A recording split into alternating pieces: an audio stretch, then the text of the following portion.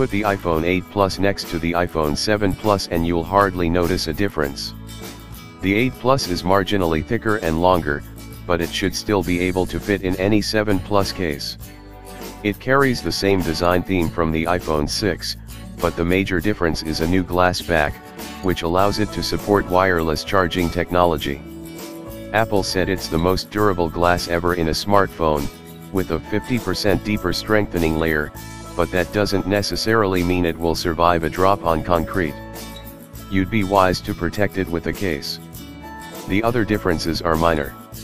There are fewer color options now: gold, silver, and space gray, goodbye rose gold and jet black. The silver and space gray models are similar to the silver and black iPhone 7 Plus devices, but the gold is slightly more champagne gold. The rear has a creamy, pinkish hue that we like, and the aerospace-grade aluminum sides are a darker gold. It's undoubtedly attractive and elegant. Adding to this elegance are the antenna bands, which have been moved to the sides, rather than visibly sticking out at the top and bottom. It makes the rear look more minimal than ever, as there's just the dual camera module and flash at the top, along with the Apple and iPhone logo. Even the iconic "Designed by Apple in California" line has been stripped. Sadly, the camera still juts out of the frame. Most flagship Android phones have evolved past this camera bump. Why can't Apple do the same? Even the iPhone X has this annoyance. Cameras look better when they're flush with the rear, and it gives us more peace of mind when placing the phone down on any flat surface. The iPhone 8 Plus is noticeably heavier than the iPhone 7 Plus, but not in a bad way. The added heft makes it feel as though the phone won't slide out of our hands.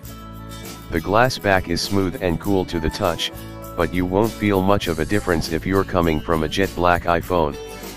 It's still a fingerprint magnet, but at least they're less visible on the gold and silver colors. As usual, you'll find the power button on the right edge, with the volume rocker and mute switch on the left. The force-sensitive home button sits on the front. It may be the last iPhone with a home button, and you'll find a lightning port on the bottom with the speakers. There's no headphone jack again, sadly, but there is a Lightning to 3.5mm headphone jack adapter in the box.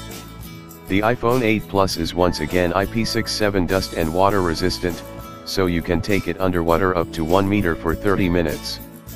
We'd have liked to see an improved IP68 water resistance, like Samsung's smartphones, but IP67 should be more than enough for most situations.